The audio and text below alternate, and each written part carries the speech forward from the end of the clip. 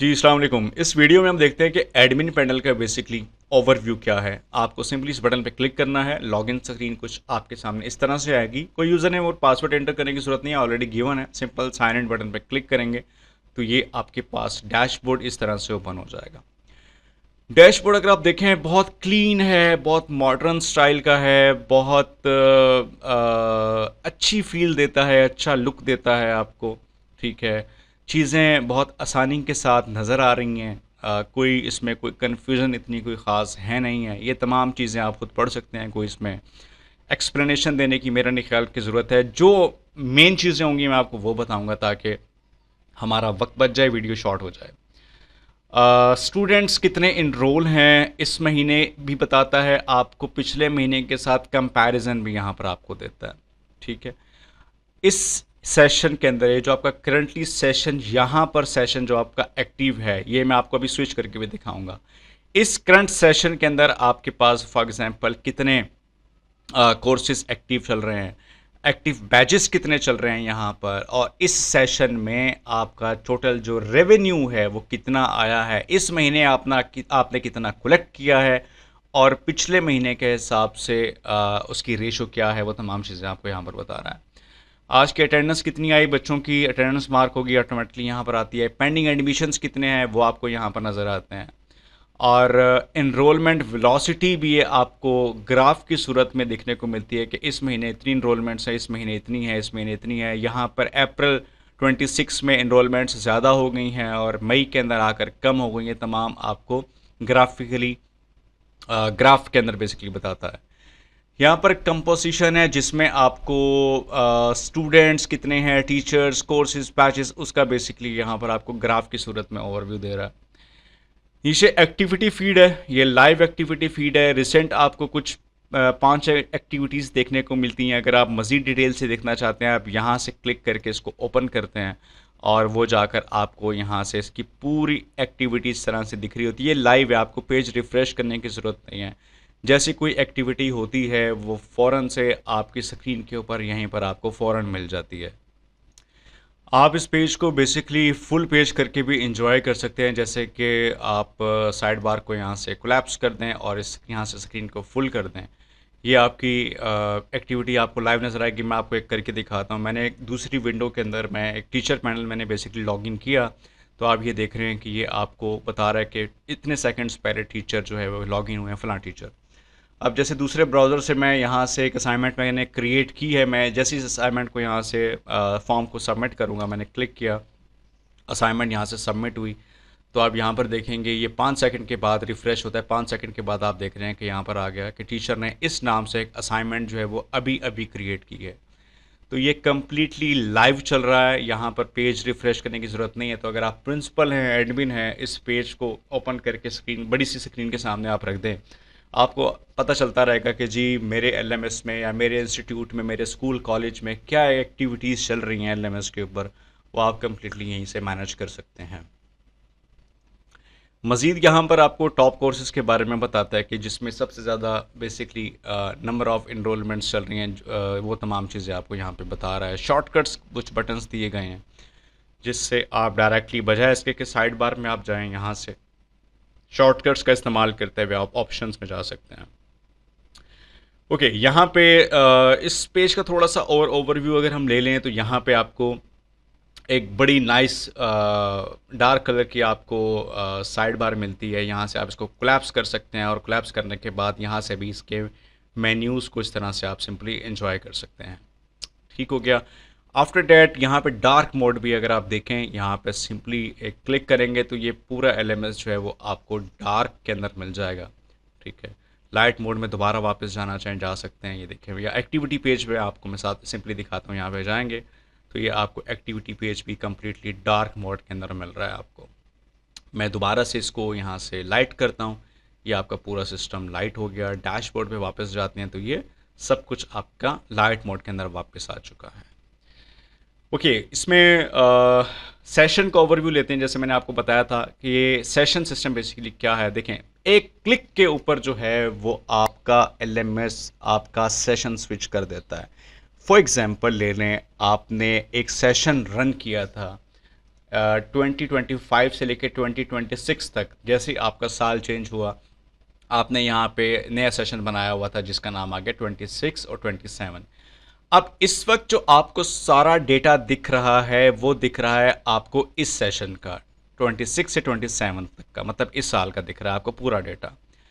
लेकिन अगर मैं चाहता हूं कि यार जो 2025 से 2026 तक का जो सेशन था, जिसमें जो कोर्सेज हुए, जो बच्चे इनरोल हुए, जो एक्टिविटीज़ हुई, जो फीसेस की कलेक्शन हुई, जो असाइनमेंट्स हुई, हर चीज़ मुझे पिछले साल की दिखाओ, तो वो आपको सिंपली इस पर क्लिक करना है। 2025 से 26 पे आप सिंपली एक क्लिक करेंगे, सिस्टम आपका सेशन स्विच करेगा, पेज को रिफ़्रेश करेगा, तो देखें इसने पूरा सेशन जो है वो चेंज किया। और अब जितना भी डेटा आपको देगा, अभी यहाँ पर पिछले साल के मेरे पास डेटा है नहीं, इस वजह से आपको नहीं दिख रहा, तो ये बेसिकली आपको वो तमाम चीज़ें इस तरह से स्विच कर देता है। अच्छा, एक चीज़ आपको मैं मज़े की बताता हूँ, जैसे कि अगर फॉर एग्जांपल ले लें, आप मॉर्निंग के टाइम स्कूल चलाते हैं और उसी बिल्डिंग के अंदर आप इवनिंग के टाइम कोई एकेडमी रन करते हैं, तो आप सेशन सिस्टम की मदद से आप एक ही एलएमएस के अंदर दोनों चीज़ें मैनेज कर सकते हैं। आप एक सेशन को नाम दे दें स्कूल का, एक सेशन को नाम दे दें एकेडमी का, आप जिसमें वो स्विच करेंगे आपको सिस्टम उसी के अकाउंट्स, उसी के इनरोल स्टूडेंट्स, उसी के कोर्सेज, उसी की हर चीज़ वो आपको दिखाता है। तो इस तरह आप एक ही एलएमएस के अंदर रहते हुए दोनों चीज़ों को बड़ी आसानी के साथ सिंपल तरीके से मैनेज कर सकते हैं। तो मैं वापस स्विच करता हूँ 26 टू 27 इस सेशन के अंदर, तो ये हर कंप्लीट चीज़ें, तमाम डेटा मेरे पास उसी का आ गया। अच्छा, यहाँ पे हम आगे चलते हैं, थोड़ा सा मज़ीद ओवरव्यू ले लेते हैं। जैसे कि फॉर एग्जांपल यहाँ पर देखें, सबसे पहले तो देखें ये आपके पास सेशंस हैं। यहाँ से सेशंस को आपको इस तरह से मैनेज करना है। सेशंस आपको यहाँ पर कुछ दिख रहे हैं, आपको सिंपली क्या करना है, यहाँ से सिंपली क्रिएट सेशन पे जाएंगे और यहाँ पर आप अपने सेशन का नाम दे दें। For example 27 to 2028 for example मैं इस तरह से नाम देता हूँ। ठीक है, तो वो कह रहा है कि सेशन का जो नेम है वो ऑलरेडी एग्जिस्ट करता है, मैंने पहले से इसमें बनाया हुआ होगा। मैं इसमें एकेडमी सेशन का नाम दे देता हूँ, एकेडमी रख देता हूँ या कुछ भी कर देता हूँ। ठीक है जी, क्रिएट सेशन करता हूँ। क्रिएट करने से पहले वो वेरीफाई करता है, सेशन हम क्रिएट करते हैं, तो आपका सेशन क्रिएट हो गया। मैंने सेशंस के ऊपर वापस जाते हैं, तो अभी जो मैंने सेशन क्रिएट किया था वो आ गया है। 27 टू 28 बना हुआ था, इस वजह से वो हमें कह रहा था कि जी आप इसमें नहीं बना सकते। खैर, नेक्स्ट चीज़ के ऊपर हम आते हैं, यहाँ पर बैजेस के ऊपर जाकर देखते हैं। ये बैजेस के ऊपर आए, यहाँ से आप अपने बैजेस वगैरह क्रिएट कर सकते हैं, लेकिन बैजेस क्रिएट करने से पहले आपको अपने कोर्सेज क्रिएट करने होते हैं, क्योंकि कोर्स बनेगा तो ही आपका बैच बनेगा। तो हम कोर्सेज की तरफ चलते हैं, ज़रा दिखाता हूँ मैं आपको कि कोर्सेज आप कैसे मैनेज करते हैं। आपको जाना है यहाँ से मैनेज कोर्सेज में, और यहाँ से जो है लाइक आप यहाँ से अपना एक न्यू कोर्स क्रिएट करेंगे। मैं आपको कंप्लीटली डिटेल में चीज़ें नहीं बता रहा हूँ यहाँ पर, क्योंकि बहुत ज़्यादा टाइम टेकिंग हो जाएगी, बहुत ज़्यादा वीडियो लेंथी हो जाएंगी। तो बेहतर यही है कि मैं आपको टू द पॉइंट चीज़ें थोड़ा सा एक्सप्लेन करूँ, बाकी जब आप इसको यूज़ करेंगे खुद ही समझ जाएंगे। बहुत ईजी इंटरफेस के साथ है। क्रिएट न्यू कोर्स में मैंने क्लिक किया, यहाँ से आपने कोर्स का नाम दे दिया। मिसाल के तौर पे मैं लिख देता हूँ लाइक ओ लेवल। ठीक है, आपने यहाँ पर मैं इसका कोड देना चाहूँ, कोड भी दे सकता हूँ। फॉर एग्जांपल मैंने ओ एल इसका कोड दे दिया और यहाँ पे मैं लिख देता हूँ ओ लेवल, और कैटेगरी मैं चूज़ कर लेता हूँ कुछ भी, like full course, short courses भी लेके चलना चाहें आप, फुल कोर्सेज लेके चलना चाहें, साथ ही मैनेज किया जा सकता है। स्टेटस एक्टिव रहेगा, डिस्क्रिप्शन देना चाहें तो मर्ज़ी है आपकी। क्रेडिट आवर्स यहाँ पर मैं फॉर एग्जांपल 30 कर देता हूँ। ग्रेड लेवल मैं कर देता हूँ फॉर एग्जांपल हायर है, कुछ भी जो आप बेहतर समझते हैं। कोर्स सब्जेक्ट, कोर्सेस, इस कोर्स के जो सब्जेक्ट्स हैं वो आप यहाँ पर मैनेज करेंगे। जैसे मैंने ऐड सब्जेक्ट पर क्लिक किया, सब्जेक्ट आ गया जी। फॉर एग्जांपल मैं लिख देता हूँ इंग्लिश ENG, मैं इसको कोई भी कोड दूंगा पहले, ENGOL। ये ज़रूरी नहीं है, मैंने अपनी मर्ज़ी से दिया। आप ABCXYZ जो भी आपका पैटर्न है, आपका सिस्टम, आपका स्टैंडर्ड है, आप उसके हिसाब से कोड दे सकते हैं। सब्जेक्ट का मैंने नाम लिख दिया, एक सब्जेक्ट मैं और ऐड करता हूँ, मैंने उसका नाम लिख दिया फॉर एग्ज़ाम्पल लाइक ले लें URD-OL, यहाँ पर उर्दू कर दिया। इस तरह से मैंने कर दिया। अच्छा, फीसिस बड़ी आसानी के साथ आप इसमें मैनेज कर सकते हैं। फीसिस आपको कैसे मैनेज करनी है इस कोर्स की, जब आप ये कोर्स बना रहे हैं, पहली दफ़ा जब आप अपने सिस्टम में डाल रहे हैं, तो आप इस कोर्स की फ़ीस कैसे मैनेज करेंगे। अच्छा, एक चीज़ आपने हमेशा याद रखनी है कि यहाँ पर LMS में, इस LMS के अंदर हर स्टार्ट होने वाले बैच के लिए आपको शुरू से कोर्सेज नहीं बनाने, कोर्सेज आपको एक ही दफ़ा बना लेने। जब भी आपका न्यू बैच स्टार्ट होगा तो आपको सिर्फ न्यू बैच क्रिएट करना होगा फॉर दैट स्पेसिफिक कोर्स। आपको हर न्यू बैच के लिए, हर सेशन के लिए आपको जो है बार बार कोर्सेज बनाने की ज़रूरत नहीं है। यहाँ से आप अपने कोर्स की फ़ीस कैसे ऐड करते हैं, देखिए मैंने ऐड फ़ी पे क्लिक करूँगा। यहाँ से टाइप ऑफ फ़ी सेलेक्ट करूँगा, फ़ीस की कैटेगरी सेलेक्ट करूँगा मैं। जैसे कि मैं कहता हूँ कि यार ये एडमिशन फ़ीस है, जो भी फ़ीस आप यहाँ से सेलेक्ट करेंगे। अच्छा, ये जितनी भी कैटेगरीज़ है ये आप मैनेज कहाँ से कर सकते हैं, अपनी मर्ज़ी से इसको मज़ीद एडिशनली ऐड करना है, इनको मैनेज करना है। ये तमाम ऑप्शंस आपको अकाउंट्स एंड फाइनेंस में आप जाएंगे, फ़ी कैटेगरीज़ के अंदर ऑलरेडी मौजूद हैं। यहाँ से इसको किस तरह से आपको ऐड करना है, मैं एडमिशन फ़ीस के ऊपर जाऊँगा। यहाँ पर जाने के बाद आपको सिंपली क्या करना है, यहाँ से आप एडमिशन फ़ीस लिखते हैं। फॉर एग्जांपल मैंने लिखा है 2000 और ये आपको बता रहा है टोटल अभी तक आपने कोर्स की फ़ीस इतनी ऐड की है। और ये जो फ़ीस है बेसिकली ये वन टाइम फ़ीस है, ठीक है, क्योंकि जब मैंने इसकी कैटेगरी बनाई थी तो मैंने इस फ़ीस की टाइप जो है वन टाइम रखी हुई है, वहाँ पे आप चेक कर सकते हैं। एक फ़ीस इसकी मैं और ऐड करता हूँ। फॉर एग्जांपल मैंने इसको कहा जी कि ये इसकी फॉर एग्जांपल ट्यूशन फ़ीस है और मैंने यहाँ पर कह दिया ये इसकी फॉर एग्जांपल 5000 है और ये मंथली फ़ीस मैंने सिलेक्ट की हुई है। इस टाइप कैटेगरी के अंदर आप चेंज करना चाहे कर सकते हैं, रिकरिंग इसलिए ये आपको यहाँ पर दिखा रहा है। तो ये इसकी फ़ीस आ गई। और आफ्टर डैट फॉर एग्जांपल मैं यहाँ पर अगर इस कोर्स की कोई इमेज ऐड करना चाहूँ, ये इमेज आप लाजमी ऐड कर दें, क्योंकि जब फॉर एग्जांपल अगर आप लैंडिंग पेज यूज़ कर रहे होंगे इस एलएमएस का, तो ये जो इमेज होगी आपके इस कोर्स को वहाँ पर रिप्रेजेंट कर रही होगी। अगर आप इस कोर्स को लैंडिंग पेज पर डिस्प्ले करवाना चाहते हैं तो करवा दें, यहाँ से सिलेक्ट कर दें, वो आपके लैंडिंग पेज पर डिस्प्ले हो जाएगा। लैंडिंग पेज है क्या, ज़रा मैं आपको यहीं से वो भी चेक करवा देता हूँ। देखें फॉर एग्जांपल ये लैंडिंग पेज मैं ओपन करता हूँ इसका। ये लैंडिंग पेज है। अगर तो मैं यहाँ से कोर्स जो क्रिएट कर रहा हूँ इस ऑप्शन को सिलेक्ट कर दूंगा तो ये लैंडिंग पेज के ऊपर मेरा जो कोर्स है वो कुछ इस तरह से मुझे यहाँ पर ऐसे डिस्प्ले हो जाएगा। ये मेरे कोर्सेज हैं, ठीक हो गया। ये लैंडिंग पेज बेसिकली हमने इसलिए बनाया हुआ है, ये मैं ऑफ टॉपिक हो रहा हूँ लेकिन आपकी कन्फ्यूजन ख़त्म हो जाएगी कि देखें, अगर ये लैंडिंग पेज हमने इसलिए बनाया हुआ है कि अगर फॉर एग्जांपल ऐसे इंस्टीट्यूट्स, ऐसे एकेडमीज जिनकी अभी ऑफिशियल वेबसाइट नहीं है, तो हमने ये सिंगल पेज का लैंडिंग पेज दे दिया है कि आप अपने एलएमएस की तमाम चीज़ें यहीं से डायनामिकली डिस्प्ले करवा सकते हैं, मैनेज कर सकते हैं। ठीक है, जो भी आपके कोर्सेज होंगे, एडमिशन्स होंगे, ये जो आपके अनाउंसमेंट ऊपर होवर ये जो है वो ट्रिगर दिख रहा है आपको ये सारा, तो ये तमाम चीज़ें भी आप इस तरह से मैनेज कर सकते हैं अपने एलएमएस के अंदर ही। टेस्टिमोनियल्स क्या हैं, आपका जो फीडबैक है, जो सक्सेस स्टोरीज़ हों आपके इंस्टीट्यूट की, एकेडमी की, वो आप यहाँ से डिस्प्ले करवा सकते हैं। ओके, आफ्टर डेट अगर आप चाहते हैं कि जी बच्चे जो हैं वो आपके सिलेबस फाइल को डाउनलोड कर सकें तो यहाँ से फाइल अपलोड कर दें, क्रिएट कोर्स कर दें, तो वो बच्चों के लिए आसानी हो जाती है कि वो अपनी पीडीएफ के अंदर आपके कोर्स को डाउनलोड कर सकते हैं, कोर्स की फ़ाइल को, सिलेबस की फ़ाइल को, राइट। कोर्स हमारा क्रिएट हो चुका है। इस तरह से आप अपने कोर्सेज़ क्रिएट करेंगे। यहाँ से जाके फिर आप अपने सब्जेक्ट्स को मैनेज कर सकते हैं बड़ी आसानी के साथ, सारे सब्जेक्ट्स लिखे। वैसे तो सब्जेक्ट्स आप अपने कोर्स में जाएं, कोर्स में जाने के बाद जो आपने कोर्स क्रिएट किया है, जैसे कि मैंने अभी कोर्स क्रिएट किया है ओ लेवल का, आप इसको एडिट करेंगे तो यहीं से जाकर भी आप अपने सब्जेक्ट्स को मैनेज कर सकते हैं। मज़ीद कोई ऐड करना है, डिलीट करना है। आगे चलते हैं, मैं आपको अब आगे बताता हूँ कि अगला स्टेप आपका क्या हो सकता है। जैसे कि बैचेस में हम जाके यहाँ से अब बैच क्रिएट करेंगे। देखिए, सबसे पहला काम ये था कि आपने जो है सबसे पहले आपने अपने कोर्सेज ऐड कर लिए। पहले तो आपने अपना सेशन बनाना है, सेशन बनाने के बाद आपने अपना कोर्स ऐड करना है। कोर्स ऐड करने के बाद फिर आपने अपने जो है बैचेस जो है वो आप अपने क्रिएट करेंगे। जैसे कि मैं बैच में गया, यहाँ से जाके मैं आया यहाँ पे क्रिएट अ न्यू बैच के ऊपर। मैंने यहाँ से सिलेक्ट कर लिया जी कि मेरा सेशन जो भी चल रहा है वो ये वाला चल रहा है। इस सेशन के अंदर मुझे जो है बेसिकली मुझे अच्छा चलें, फॉर एग्जांपल जैसे मैंने एकेडमी सेशन बनाया था, मैं उसी के ऊपर आ जाता हूँ। मैंने एकेडमी सेशन सेलेक्ट किया। सेलेक्ट करने के बाद मैं कहता हूँ जी मेरा कोर्स जो है ओ लेवल वाला है, ये वाला कोर्स है, इसका मैं एक बैच बनाना चाहता हूँ। ये मैंने इसका नाम रख दिया और सेलेक्ट कर लिया। आफ्टर डैट मैं कहता हूँ ये बैच स्टार्ट हो रहा है मंडे से। मैं 11th ऑफ मई सेलेक्ट करता हूँ, मंडे। बैच का नेम सेलेक्ट कर लेता हूँ। मैं कहता हूँ यार ये मॉर्निंग ओ लेवल बैच है मेरा।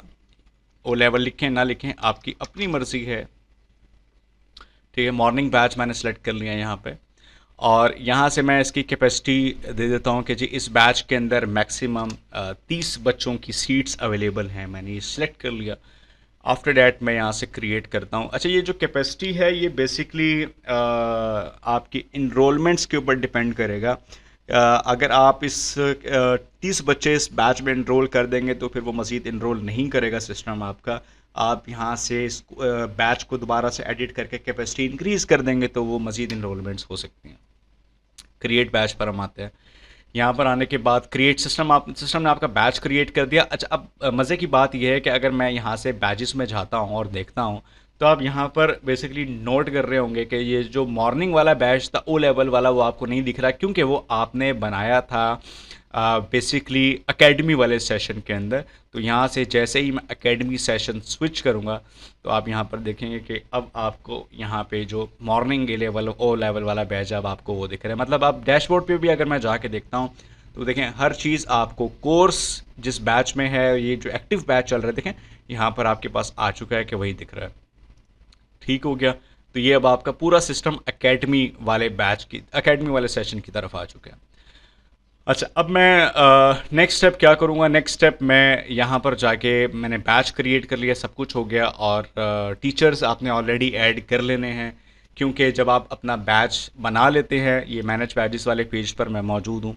जब आप अपना बैच बना लेते हैं तो फिर आपने इस बैच के ऊपर क्लिक करना है। बैच पर क्लिक करने से पहले अगर आप यहाँ पर देख लें कि इस बैच में अभी तक आपने कोई भी टीचर्स असाइन नहीं किए। ये 2 इसलिए आपको दिखा रहा है क्योंकि इसमें आपके 2 सब्जेक्ट्स हैं, सो डेट्स वाई आपके 2 टीचर्स आपको यहाँ पे चाहिए। तो आपने अभी तक टीचर्स असाइन नहीं किए और ना ही कोई अभी तक स्टूडेंट यहाँ पे एनरोल हुआ है।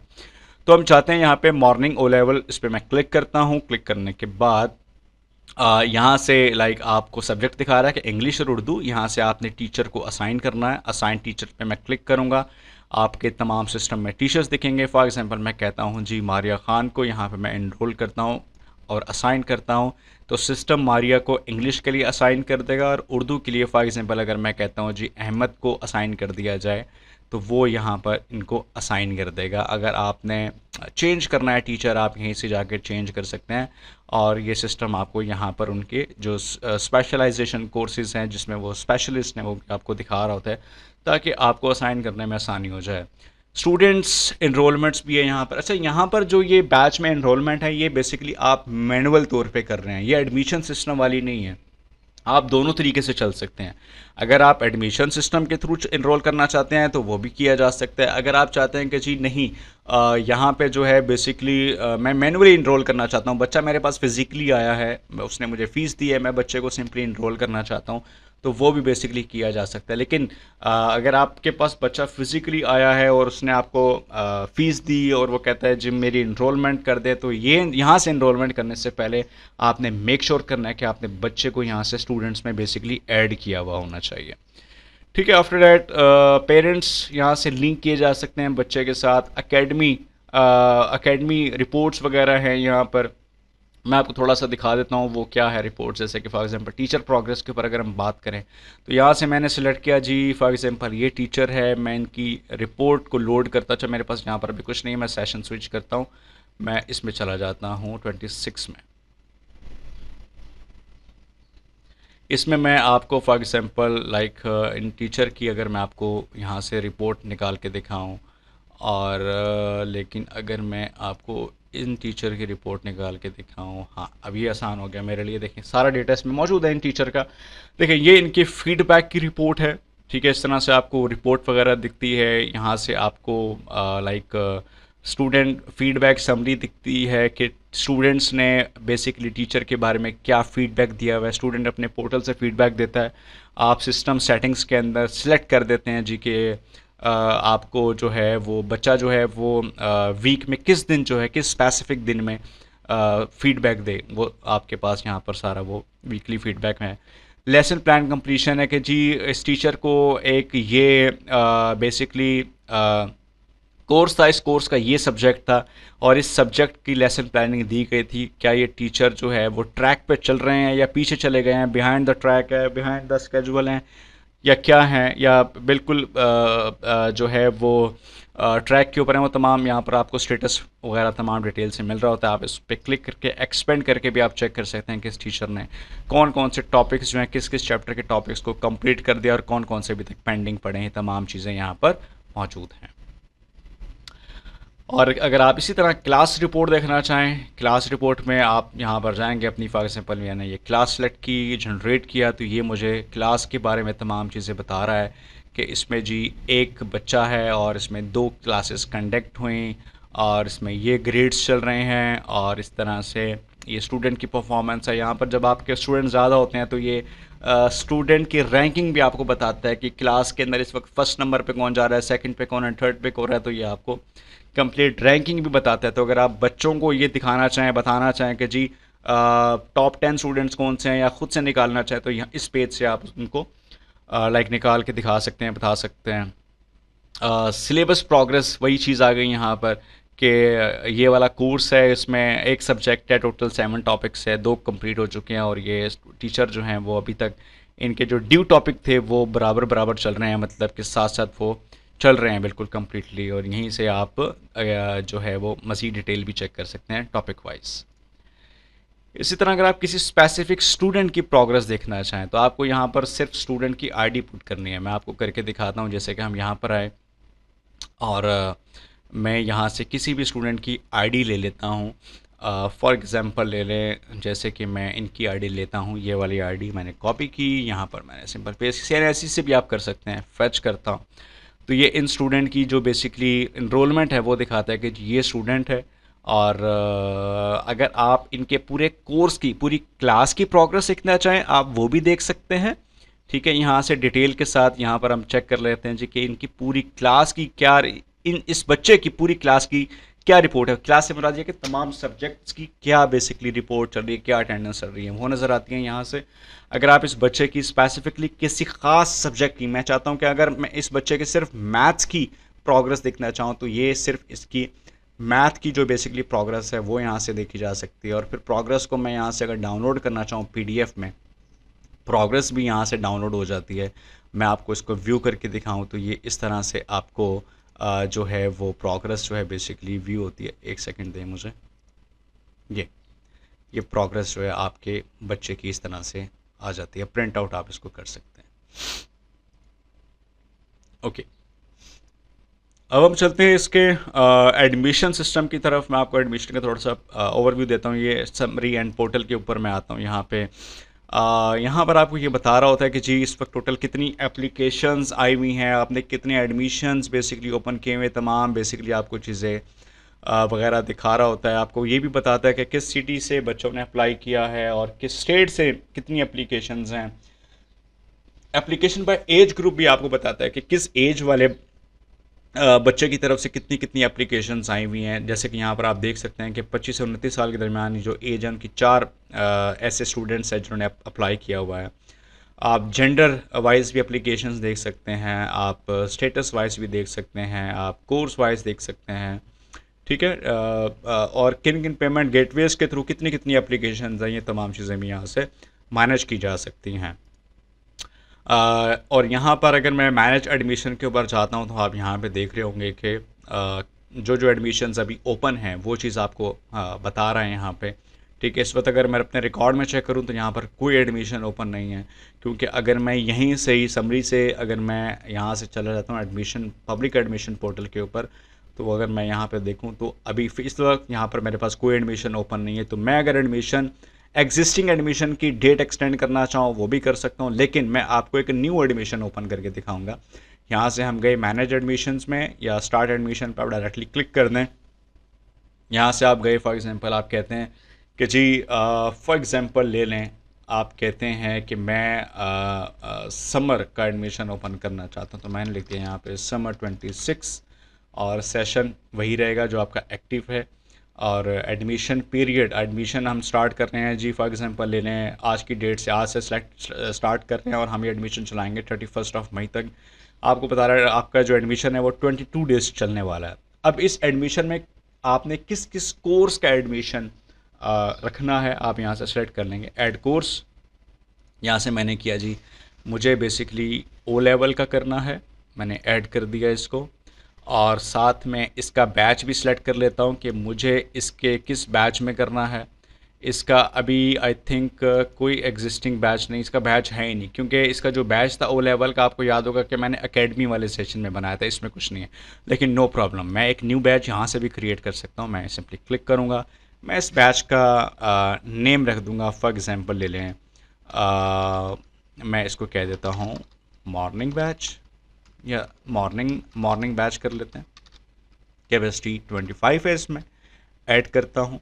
ठीक है, इसका मैं ये मैंने इसका बैच बेसिकली सिलेक्ट कर लिया, ठीक हो गया। इसका मज़ीद भी बैच करना चाहूँ, यहीं से सिलेक्ट हो जाएगा, और ये बैचेस आपके पास यहाँ पर बैचेस में स्टोर हो जाएंगे। आप बाद में इन्हीं बैचेस को मैनेज भी कर सकते हैं, नो प्रॉब्लम। ये मैंने सेलेक्ट किया। उसके बाद मैं कहता हूँ कि यार मुझे फॉर एग्जांपल ले लें वेब डिज़ाइनिंग कोर्स है, इसका भी एक एडमिशन ओपन करना है इसी के अंदर ही, तो मैंने ये ऐड सेलेक्ट किया। ऐड करता हूँ बैच, इसका एग्जिस्टिंग बैच मेरे पास ऑलरेडी मौजूद हैं, जिसमें 20 बच्चे हैं, टोटल कैपेसिटी है उसमें से 19 अवेलेबल है, एक का एनरोलमेंट हुई भी है। मैं मज़ीद 19 सीट्स के लिए एडमिशन ओपन कर रहा हूँ, मैंने सेलेक्ट कर लिया। उसके बाद फिर मैं नीचे एडिशनल सेटिंग्स हैं कि मैं इन 2 कोर्सेज़ में मैंने एडमिशन्स ओपन किए, तो मैं टोटल कितनी एप्लीकेशन रिसीव करना चाहता हूँ। आप कहते हैं, मैं कहता हूँ कि यार मैक्सिमम 100 एप्लीकेशन हैं, इससे ज़्यादा नहीं आनी चाहिए, तो मैं वो सिलेक्ट कर सकता हूँ। आफ्टर डैट इसमें राइट साइड पे एक ऑप्शन है अलाउ बैच सिलेक्शन का, मैं यहाँ से चूज़ करना चाहूँ अगर कि जी फॉर एग्जांपल देखिए, मैंने फॉर एग्जांपल ले लें वेब डिज़ाइनिंग का एक कोर्स है, उसमें एक मॉर्निंग बैच है। मैं कहता हूँ कि यार मैं यहाँ से एक बैच और क्रिएट कर लेता हूँ इवनिंग बैच, ठीक है, और यहाँ पर भी कैपेसिटी है फॉर एग्जांपल 20 फॉर एग्जांपल, ठीक है। तो अब मैं ये चाहता हूँ कि जी जैसे कि फॉर एग्जांपल हो ये कि होना अब ये चाहिए कि मैं ये चाहता हूँ सिंपल वर्ड्स में कि जी लाइक बच्चा खुद से जब एडमिशन के लिए अप्लाई करे तो वो खुद से सिलेक्ट कर सके कि उसको वेब डिज़ाइनिंग कोर्स में एडमिशन लेना है, लेकिन वो खुद से सिलेक्ट कर सके कि उसको मॉर्निंग बैच में जाना है या इवनिंग बैच में जाना है। अगर वो बैच की सिलेक्शन कर सके तो फिर मैं इस ऑप्शन को येस कर दूंगा। अगर आप चाहते हैं कि वो बैच की सिलेक्शन ना कर सके, बस वो कोर्स में अप्लाई करे, तो फिर मैं यहाँ से नो कर दूंगा। ठीक है, ये मैंने कर लिया। उसके बाद फिर मैं इसको सिंपली क्रिएट और ओपन एडमिशन पे क्लिक करता हूँ। लेकिन अगर आपका ये पूरा फॉर्म अभी तक मुकम्मल नहीं है, आप इसको बाद में कंप्लीट करना चाहते हैं, तो आपको ड्राफ्ट के ऑप्शन का ऑलरेडी पता है ये क्या होता है।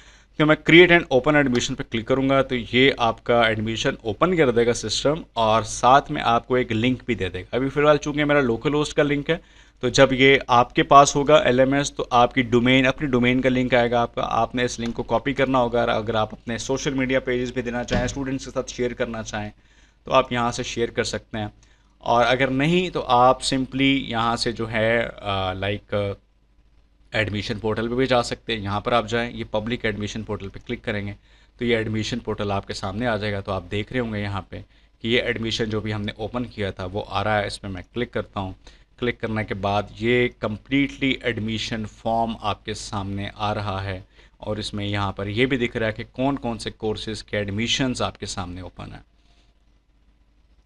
अब ये एडमिशन पोर्टल पूरे को मैं एक अलग वीडियो में जो है वो करूँगा, तो आप इसी चैनल के अंदर जो एडमिशन पोर्टल की वीडियो है वो भी चेक कर सकते हैं। तो हम वापस आते हैं और कंटिन्यू करते हैं अपने एडमिन पैनल को। मज़ीद हम आगे बढ़े, और आगे बढ़ने के बाद अच्छा, ये जो जितने भी ऑप्शन है ना, मैं एडमिशन्स के एडमिशन कैसे होगा, हमारे पास एप्लीकेशन कैसे आएगी, हम इसको कैसे प्रोसेस करेंगे, ये तमाम चीज़ें ना आपको एक सेपरेट एडमिशन पोर्टल की वीडियो अवेलेबल है मेरे चैनल के ऊपर, यहीं से आप जाके चेक कर सकते हैं। अच्छा, अकाउंट्स एंड फाइनेंस में हम आते हैं। यहाँ से आप देख सकते हैं कि जो फीसिस की कैटेगरीज थी, जो मैंने आपको अभी लास्ट टाइम बताई थी जब हमने एक कोर्स ऐड किया था, तो यहाँ से अगर आप न्यू कोई कैटेगरी ऐड करना चाहें वो कर सकते हैं। कैटेगरी के नाम लिखें, ये क्या रिकरिंग है या नहीं है, आप ये सिलेक्ट कर सकते हैं। और बिलिंग पीरियड इसका मंथली है, क्वार्टरली, जो भी है वो सिलेक्ट किया जा सकता है। इसको एक्टिव करना है भी कि नहीं करना, ये तमाम चीज़ें मौजूद हैं। आफ्टर डैट यहाँ पर ओवरऑल ड्यू फीसेस, जिन जिन बच्चों की फीसेस ड्यू है, ये पूरा सिस्टम जो है आपको बता रहा है कि जी फ़ायज़ा की जो फ़ीस है वो इतनी है, इन्होंने इतनी पे कर दी है, और 16,000 रुपये रहते हैं इनके, और ड्यू डेट ये है। अगर आप इस बच्ची को वोचर देना चाहें, यहाँ से सिंपली क्लिक करेंगे और जाकर आप इसे वोचर प्रिंट करके दे देंगे, और ये जाके फ़ीस अपनी बैंक में पे कर दे, अगर आपने बैंक वाला बैंक चालान सिस्टम रखा हुआ है। अगर ये बच्ची आपके पास आई है और या उसने आपको फ़ीस दी है, तो सिस्टम में इसकी फ़ीस आप कैसे इनरोल करेंगे, उसका तरीक़ेकार भी बहुत सिंपल सा है। आप यहाँ से जाकर भी क्लिक कर सकते हैं, लेकिन अगर आप इसको करना चाहें इस तरह से, मैं आपको करके दिखाता हूँ। ये जैसे आप फ़ीस रिकॉर्ड में आए, यहाँ से आकर आपने बच्चे की आईडी से CNIC से सर्च किया, फ़ायज़ा का पूरा फ़ीस लेजर आपके सामने आ चुका है, ठीक है। आपको फ़ायज़ा आके कहती है कि जी मेरी जो एग्ज़ाम की फ़ीस है मैं आपको वो पे कर रही हूँ, वो आप कर दें। तो एग्ज़ाम फ़ीस में आपने क्लिक करना है, यहाँ से आके जो है बेसिकली एग्ज़ाम फ़ीस। अच्छा, यहाँ से आपने इस पे क्लिक किया तो यहाँ पर आपको दिख रहा है अभी ये अनपेड फ़ीस है। तो अब आपने इसकी पेमेंट कैसे करनी है, आपने यहाँ से ऐड पेमेंट पे क्लिक करना है। यहाँ से आपने चूज़ कर लेना है कि जी फ़ायज़ा की एग्ज़ाम की फ़ीस है, वो आपने सिलेक्ट की। सिलेक्ट करने के बाद यहाँ से आपने अमाउंट लिखी, जितनी भी अमाउंट अगर अगर आपके स्टूडेंट ने फॉर एग्ज़ाम्पल वो पार्शली पे कर रहे हैं, मतलब फुल आपका बच्चा पे नहीं कर रहा, तो आप यहाँ से फॉर एग्ज़ाम्पल वो 500 पे कर रहा है, आपने वो सिलेक्ट किया। पेमेंट मेथड आपने सेलेक्ट कर दिया, किस तरह से उसने आपको पे किया। उसके बाद आप एडिशनली फील्ड्स हैं, आप यहाँ से प्रोसेस पेमेंट पे क्लिक करेंगे, ये फ़ीस आपकी पे हो जाएगी।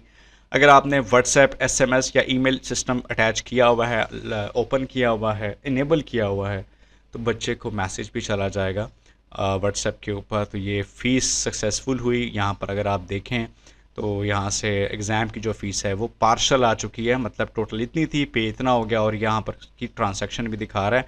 अगर आप इसी ट्रांसैक्शन की इनवॉइस देखना चाहें, अगर आपने बच्चे को देनी है, आप इनवॉइसेस में जाकर दे सकते हैं। लेकिन यहाँ पर जैसे ही आप पे करते हैं तो नोटिफिकेशन में भी आपको यहाँ पे मिल जाती है। मैं एक दफ़ा दोबारा करके दिखाता हूँ। फॉर एग्ज़ाम्पल मैं इसकी टोटल फ़ीस पे कर देता हूँ यहाँ से, या मैं कोई और फ़ीस पे करता हूँ। ऐड पेमेंट पे मैं गया, मैंने कहा जी यार ये स्पोर्ट्स की जो फ़ीस है ये वाली मैं पे करता हूँ 2000। ये टोटल फ़ीस आ गई, मैंने पेमेंट मेथड रख दिया दिस और प्रोसेस किया, तो ये फ़ीस सबमिट होगी और सिस्टम सक्सेस मैसेज के साथ ही मुझे इनवॉइस भी दिखाएगा। यहाँ से आप इनवॉइस पे क्लिक करेंगे, ये आपको एक प्रोफेशनल सी इनवॉइस मिल जाती है। इस इनवॉइस को आप सिंपली यहाँ से प्रिंट करके जो है वो बच्चे को दे सकते हैं, ठीक है। इस इनवॉइस के अंदर जो है बेसिकली आपकी तमाम डिटेल मौजूद है आपके इस पूरी ट्रांसैक्शन की। देखें यहाँ से बिल किसको हुआ, इनवॉइस किस, कोई कोर्स कौन सा है, टोटल फ़ीस जो है वो कितनी थी, और इस कोर्स की अब आउटस्टैंडिंग ड्यूज़ कितनी रह गई है वो भी आपको यहाँ पे बताता है, ठीक है। ये तमाम चीज़ें आपके पास यहाँ पे मौजूद हैं। इसी तरह अगर आप लाइक ओवरऑल ड्यूज़ में हम वापस आते हैं, यहाँ पर अगर आप फॉर एग्ज़ाम्पल अगर आप ये चाहते हैं कि जी मेरे क्लास में जितने भी बच्चों की फ़ीसेस रहती है पूरे स्कूल में, नॉट क्लास में, जितने बच्चों की फ़ीसेस आप रहती हैं, आप कोर्स वाइज भी कर सकते हैं। मैं कहता हूँ कि यार ये जो वेब डिज़ाइनिंग का कोर्स है, वेब डिज़ाइनिंग के कोर्स में जिस जिस बच्चे की फ़ीस रहती है, अगर बल्क में है, फॉर एग्ज़ाम्पल अगर मैं यहाँ से 5th क्लास सेलेक्ट कर लेता हूँ, तो और मैं देखता हूँ यहाँ पे देखें 2 बच्चों की फ़ीसेस पेंडिंग पड़ी है, तो आप यहाँ से बल्क डाउनलोड वोचर वाला सिस्टम है, आप इस पर सिंपली क्लिक करेंगे। ये सिस्टम आपकी जितनी भी फ़ीस वोचर्स हैं वो यहाँ से डाउनलोड करता है और आपको साथ में ज़िप प्रोवाइड कर देता है। तो ये आपके सारे वोचर्स उस तरह से आपको मिल जाते हैं। बल्क में अगर आप फ़ीस वोचर सिंपल वर्ड्स में डाउनलोड करना चाहें तो आप इस ऑप्शन को इस्तेमाल कर सकते हैं। फ़ीस रिकॉर्ड का आपको मैं बता चुका हूँ। मंथली रिकरिंग में भी देख लेते हैं कि अगर मंथली बेसिस पे जैसे कि बच्चों की फ़ीसेस होती हैं, तो किस किस बच्चे की जो रिकरिंग फ़ीस है, अगर आप टोटल फ़ीस देखना चाहें तो आप ओवरऑल ड्यू फ़ीस पे जाएंगे। अगर आप सिर्फ ऐसी फ़ीसेस देखना चाहते हैं कि जो रिकरिंग बेसिस के ऊपर, मतलब मंथली या ईयरली बेसिस के ऊपर रिकरिंग चल रही होती हैं, वो आपको यहाँ पर रिकरिंग सिस्टम के अंदर ही मिलेंगी। रिकरिंग के अंदर यहाँ पर मिलेंगी। यहाँ पर आपको देखिए बता रहा है कि एहतशाम की जो फ़ीस है वो 5000 रिमेनिंग है, अनपेड है, ये ड्यू डेट है। यहाँ पर वोचर में भी जाके आप इसको वोचर दे सकते हैं। अगर आप उसकी फ़ीस यहाँ से ख़ुद ही ऐड करना चाहें तो उसका रजिस्टर ओपन करके या लेजर ओपन करके भी देख सकते हैं। उसके बाद एक्सपेंस मैनेजर है, यहाँ से आप अपने इंस्टीट्यूट के तमाम एक्सपेंसेस मैनेज कर सकते हैं। मिसाल के तौर पे मैं एक एक्सपेंस ऐड कर देता हूँ। मैं कहता हूँ कि यार ये जो एक्सपेंस है वो आया था मेरा इलेक्ट्रिक का बिल, और मैं यहाँ पर चूज़ कर लेता हूँ category, for example utilities, yes, और मैंने लिखा मेरा बिल था फॉर एग्ज़ाम्पल 5500 का, या राउंड फिगर कर देते हैं, मैंने पे कर दिया था ये फ़लाँ तारीख को ये तमाम मज़ीद डिटेल देना चाहें। अगर आप एक्सपेंस में किसी से कुछ चीज़ ख़रीद रहे हैं तो आप वेंडर की डिटेल भी दे सकते हैं ताकि आपके रिकॉर्ड में रहे, सनद रहे, बवक्त ज़रूरत काम आए। सेव कर लिया एक्सपेंस को, एक्सपेंस आपका सिंपली यहाँ से ऐड हो चुका है। ठीक है, अब अगर मैं मिसाल के तौर पे आपको प्रॉफिट रिपोर्ट दिखाऊं, इनवॉइस हिस्ट्री और रिफंड पे मैं वापस आता हूँ। प्रॉफिट रिपोर्ट अगर मैं आपको दिखाऊं, ये देखें, आपको ये बता रहा है कि जी ये डिटेल बता रहा है आपको कि इस महीने, दिस वीक या दिस डे, इस तरह से आपको देखें, ये इस तरह से आपको बताता होता है टोटल कि आपका इतना एक्सपेंस हुआ है, आपकी इतनी इनकम हुई है, आपका इतना प्रॉफिट है। ये तमाम चीज़ें इस तरह से वो आपको मंथ वाइज इस तरह से डिटेल के साथ आपको एक्सप्लेन कर रहा होता है। अच्छा, यहाँ पर अगर मैं आपको दिखाऊं लास्ट वीक, ये आपको दिस मंथ का बेसिकली बता रहा है सारा, और अगर मैं दिस वीक करूं, लास्ट वीक करूं, तो आपको उसके हिसाब का बता रहा है। लेकिन अगर आप यहाँ पर देखें कि दिस मंथ का जो रेंज यहाँ पर आ रही है 1 मई से 31 मई तक, आप यहाँ पर नोट कर रहे होंगे कि आपको एक्सपेंसेस ज़ीरो दिखा रहा है। उसकी वजह ये है कि आपने एक्सपेंस तो ऐड किया है बट वो अप्रूव नहीं हुआ है यहाँ से। तो आप इसको यहाँ से एडिट करके इसका जो स्टेटस है, मेक श्योर आपने इसको अप्रूव या पेड कर देना है। तो वो ये हो जाएगा कि अब आपको प्रॉफिट रिपोर्ट के अंदर बाकायदा तौर के ऊपर देखें वो दिख रहा है कि ये आपकी इनकम थी, ये आपका टोटल एक्सपेंस हुआ, आपका प्रॉफिट इतना आ रहा है, भी आप लॉस में जा रहे हैं क्योंकि आपकी इनकम यहाँ पे कम है, आपका एक्सपेंस ज़्यादा आ रहा है।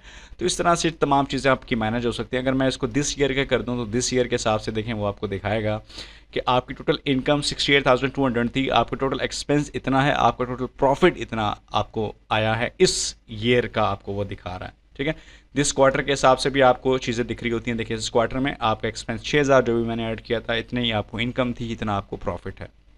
ये तमाम चीज़ें आपको इस तरह से रिसेंट इन्वाइसेस भी यहाँ पे दिखा रहा होता है। इन्वाइस हिस्ट्री में जितनी भी आपकी रिसेंट इन्वाइसेस होती हैं, डिसेंडिंग ऑर्डर में आपको दिख रही होती हैं। जो लेटेस्ट होती हैं वो टॉप पे दिख रही होती हैं। यहाँ से आप सिंगल इन्वाइस जाके देख के प्रिंट आउट भी कर सकते हैं।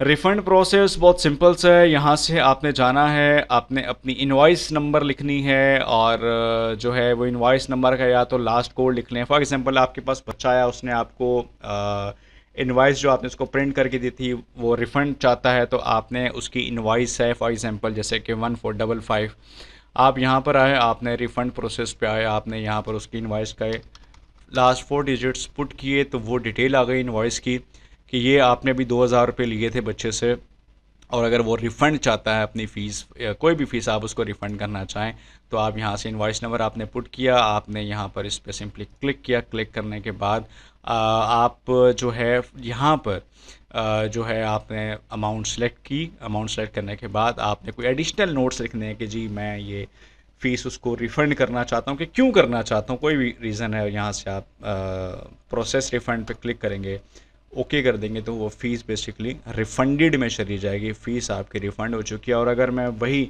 इनवॉइस नंबर दोबारा से सिलेक्ट कर लूँ, ठीक है, तो वो बता रहा है कि ये जो फ़ीस है ऑलरेडी रिफ़ंड हो चुकी है। ठीक है, तो अच्छा, अगर मैं अब आपको इनवॉइस हिस्ट्री में जाके दिखाऊं तो वो देखें, आपको यहाँ पे बताएगा कि ये जो इनवॉइस थी उसका अब स्टेटस रिफ़ंडेड में चला गया है। ये देखें, ये इनवॉइस का जो स्टेटस है वो उस बच्चे का रिफ़ंड के अंदर चला गया है। और अगर मैं इसी बच्चे की लेजर अब आपको दोबारा से वापस जाके दिखाऊं, जो कि स्पोर्ट्स फ़ीस हमने पे की थी, वो मैं आपको दोबारा से यहाँ से जाके चेक करवाता हूँ। ये स्टूडेंट है और ये स्टूडेंट की आईडी थी। मैं आपको यहाँ पे जाके दिखाता हूँ इसके लेजर में।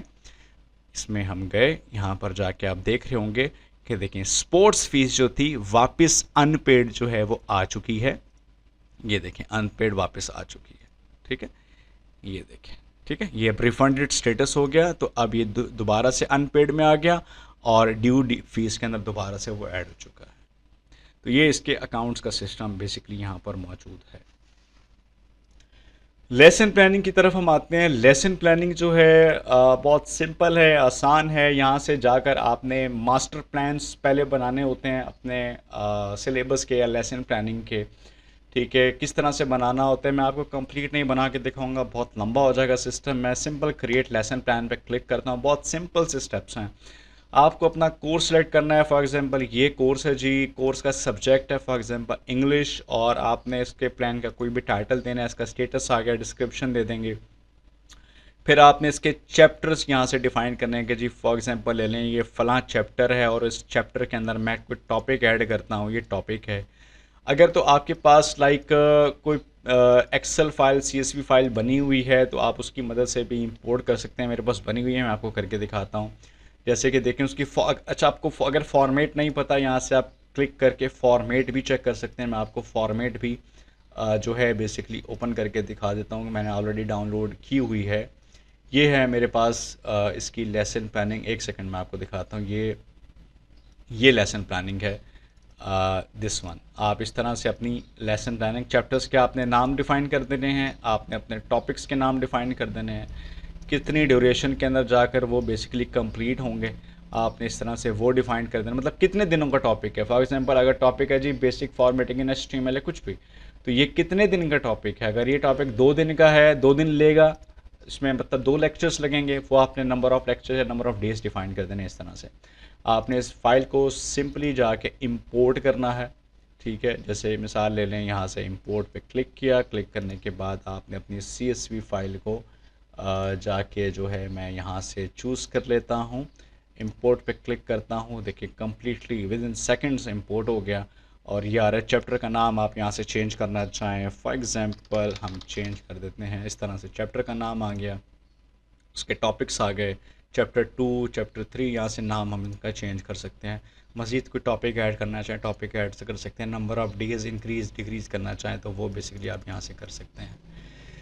ठीक है, इस तरह से आप क्रिएट यहाँ से कर लेंगे। सेव लेसन, तो ये आपका पूरा लेसन प्लान जो है वो आपका इसका सेव हो जाएगा। मेरे पास ऑलरेडी एक सेव है, मैं आपको दिखाता हूँ। जैसे ही आपका लेसन प्लान सेव हो जाएगा, सेव होने के बाद यहाँ से आप मैनेज लेसन पे जाके यहाँ से आप इस पर क्लिक करके इस लेसन प्लान को किसी बैच में इस्तेमाल करना चाहें तो वो कर सकते हैं। देखिए होता क्या है, बेसिकली आपने एक ही दफ़ा स्टार्टिंग में अपने हर कोर्स के हर सब्जेक्ट के लेसन प्लान्स आपने इस तरह से बना देने हैं। फिर जैसे ही आपका कोई नया सेशन स्टार्ट होगा, नया बैच जैसे ही आपका स्टार्ट होगा, तो आपने जो है उस लेसन प्लान को उस बैच में असाइन कर देना है। सिंपल, ठीक है। मतलब ये ऐसा नहीं होगा कि हर दफ़ा जब भी कोई नया सेशन स्टार्ट हुआ तो आपने बार बार लेसन प्लानिंग करनी है। नहीं, लेसन प्लानिंग सिर्फ एक ही दफ़ा करके आपने अपने सिस्टम में रख लेनी है। सिस्टम बड़ा इंटेलिजेंट, हमने बड़ा आसान UI UX के साथ बनाया हुआ है। आपने एक ही दफ़ा इसमें लेसन प्लानिंग करनी नहीं है। स्टार्टिंग की थोड़ी सी मेहनत होती है, उसके बाद फिर आपने इसको असाइन करते चले जाना। देखें मिसाल ले लें, ये मैंने एक लेसन प्लान किया हुआ, मैं इसको असाइन करता हूँ। सिंपल इस पर क्लिक करेंगे। क्लिक करने के बाद आप यहाँ से भी क्लिक कर सकते हैं। ये देखें असाइन टू बैच में गया, मैं यहाँ से लेसन प्लान चूज़ करता हूँ। ये लेसन प्लान है जी, किस बैच में असाइन करना है। ये जो बेसिकली आपका बैचेस हैं, ठीक है ना, ये बैचेस किसके, ये इस कोर्स के जो बैचेस हैं, ये जो आपका कोर्स है वेब डिज़ाइनिंग वाला, ये उसी की बात कर रहा है। उसी के कितने कौन कौन से बैचेस हैं, मॉर्निंग इवनिंग दोनों में करना है। दोनों को सिलेक्ट कर सकता हूँ, जैसे कि यहाँ से सिलेक्ट कर लिया। सेलेक्ट करने के बाद मैं यहाँ से इसको बताऊँगा कि जी ये जो बैच है ये स्टार्ट हो रहा है, मिसाल ले लें मंडे से। ये मैंने सेलेक्ट कर लिया। उसके बाद मैं यहाँ से सिलेक्ट कर लूँगा कि जी इसकी एक्सपेक्टेड डेट है, मिसाल ले लें 31 मई को ये बैच क्लोज़ हो जाएगा, एग्जांपल के तौर पे। या आपका जब भी 3 महीने के बाद है, साल बाद है, 6 महीने के बाद है, एक्सपेक्टेड डेट आपने लाजमी लिखनी है। एक्सपेक्टेड डेट का बेसिकली फ़ायदा ये होगा कि सिस्टम आपको बता रहा होगा कि आपके टीचर की जो सिलेबस की प्रोग्रेस है वो यहाँ तक इसकी डेडलाइन है, लेकिन टीचर को अब तक इतना कवर कर लेना चाहिए, लेकिन अब तक टीचर ने इतना कवर किया है। ठीक है, जब तक एक्सपेक्टेड डेट नहीं होगी सिस्टम आपका डिटरमाइन नहीं कर पाएगा, चेक नहीं कर पाएगा, आपको गेस करके नहीं बता पाएगा कि इतना होना चाहिए। ये आपका पूरा स्केजुअल आ गया। ये उसने आपने यहाँ पे लिखा था 11 मई से स्टार्ट होना, देखिए आपको बता रहा है ये 11 मई से बेसिकली स्टार्ट उसने पूरा डिफ़ाइन कर दिया। और मज़े की बात क्या है कि आपने अपने सिस्टम के अंदर जो वर्किंग डेज सेलेक्ट किए होंगे, for example Monday to Friday, तो सिर्फ मंडे टू फ्राइडे वाले दिन ही करेगा। सैटरडे संडे वाली डेट्स वो ऑटोमेटिकली स्किप कर देगा। और आपने अपने सिस्टम में अगर कोई हॉलीडेज़ आगे डिफ़ाइन की होंगी यहाँ पर हॉलीडेज़ पोर्टल में, तो वो हॉलीडेज़ भी ऑटोमेटिकली ये स्किप कर देगा। जैसे मिसाल ले लें, मैंने अपने सिस्टम में, अगर मैं आपको चेक करके बता देता हूँ यहीं से ही। सिस्टम सेटिंग्स में जाता हूँ, यहाँ से मैं देख के बताता हूँ कि जी मैंने सिलेक्ट किया हुआ है मेरी क्लासेस मंडे टू सैटरडे हो रही हैं, संडे मैंने स्किप रखा हुआ है। तो अगर मैं यहाँ पर चेक करूँ कि संडे की क्या डेट बनती है, संडे की जो डेट है वो बनती है फॉर एग्ज़ाम्पल 16 है, 16 डेट बनती। तो आप यहाँ पर चेक करोगे कि 15 मई के बाद जो है वो सॉरी मैं दोबारा देख के बताता हूँ, संडे की जो डेट बनती है वो 17 बनती है, 17 तारीख बनती है। तो मैं यहाँ पे देखूँ तो ये देखें 16 मई के बाद उसने 17 मई को बेसिकली यहाँ पे स्किप कर दिया है, ठीक है। और ये चूंकि लेक्चर 2 दिन का था, इस वजह से उसने कहा कि जी 16 के बाद 17 मई इसने इसको स्किप कर दिया और 18 मई यहाँ पे दे दिया। फिर अगला लेक्चर जो है वो ट्यूसडे से उसने यहाँ पर डिफाइन कर दिया, मतलब सैटरडे के बाद फिर मंडे आ गया, ठीक है। इस तरह से स्किप हो जाता है। और अगर आप चाहते हैं कि ये जो आप सिलेबस असाइन कर रहे हैं इस बैच के लिए, और टीचर को अगर आप अलाउ कर देंगे, टीचर जो है वो रिस्केड्यूल करना चाहे, मिसाल के तौर पे टीचर ये करना चाहे कि जी वो बेसिक वाला जो ये वाला जो टॉपिक है ये पहले पढ़ा दे, इसको बाद में पढ़ा दे, तो इसको इसकी सॉर्टिंग चेंज करना चाहे, इसको शफल करना चाहे, तो वो शफल यहाँ कर पाए। अगर कर पाए तो यहाँ से सेलेक्ट कर लें और असाइन पे आप सिंपली क्लिक कर दें, तो ये लेसन प्लान उस बैच के लिए सिंपली असाइन हो जाएगा। सो आई होप इट वर्क्स। उसके बाद अगर आप यहाँ से देखना चाहें तो यहाँ से आप सिंपली देख सकते हैं, क्लिक करें और यहाँ से आप देख सकते हैं कि जी आपने इस बैच के लिए क्या असाइन किया हुआ है, वो तमाम डिटेल्स यहाँ पर आ रही हैं। किसी और डेट से रिस्केड्यूल करना चाहें वो भी कर सकते हैं, एक्सपेक्टेड डेट चेंज करना चाहें वो भी चेंज हो सकती है। बहुत डिटेल के साथ सिस्टम बना हुआ है। प्रिंट करके रिकॉर्ड के तौर पे टीचर को देना चाहें, स्टूडेंट को देना चाहें, तो वो तमाम चीज़ें यहाँ से प्रिंट आउट करके आप उनको दे सकते हैं। अच्छा, अब आती है बात टाइम टेबल की। टाइम टेबल की तरफ हम चलते हैं। पहले मैं आपको वो टाइम टेबल दिखाता हूँ जो मैंने ऑलरेडी बनाया हुआ है इसमें। ये देखिए बहुत सिंपल सा टाइम टेबल है। मैंने इस टाइम टेबल को ओपन किया। ये बना हुआ है बेसिकली 5th क्लास के सेक्शन ए के लिए ये टाइम टेबल है। ये देखिए मैंने आपको दिखा दिया। यहाँ पर सेक्शन ए क्या है, बेसिकली सेक्शन ए जो है बेसिकली इस बैच का नाम रखा हुआ है, 5वीं क्लास के इस बैच का नाम है सेक्शन है, ठीक है। ये इसका टाइम टेबल है, पीरियड वाइज कम्प्लीटली बना हुआ है। इसमें मंडे को कौन से पीरियड्स हैं, फ्री पीरियड कौन कौन सा है, इसमें फिर असेंबली कौन सी होगी आप वो भी डिफ़ाइन कर सकते हैं, लंच ब्रेक कब देनी है आप वो भी डिफ़ाइन कर सकते हैं, ठीक है।